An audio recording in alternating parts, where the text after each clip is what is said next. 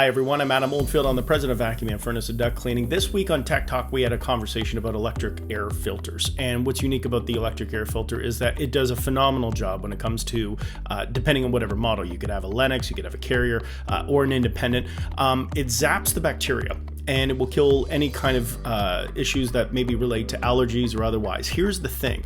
As I stressed on the show, and I want to just make a point of it to you now, is that you need to clean it every month.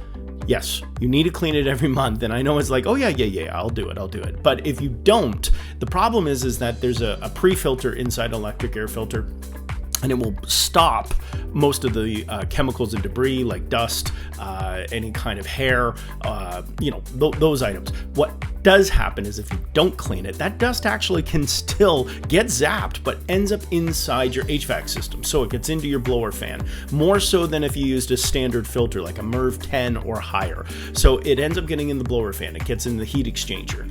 It even gets into your evaporator coil. The evaporator coil is above the furnace if you have a central air system. So I share this with you as only a reminder that electric air cleaners do serve a purpose. However, as my father says, if you're not going to be taking care of that filter every month, you need to replace it. You can pull it out and actually put in a paper filter, and it will still circulate. Now, it won't obviously zap all the chemicals or otherwise, but it really is important to have due diligence to clean it.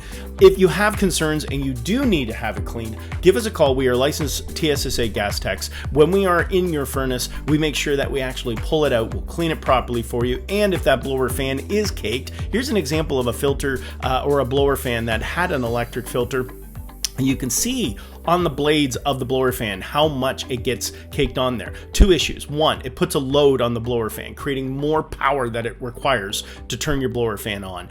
Number two, every time your blower fan turns on, a little bit of that kind of gets recirculated back into your home.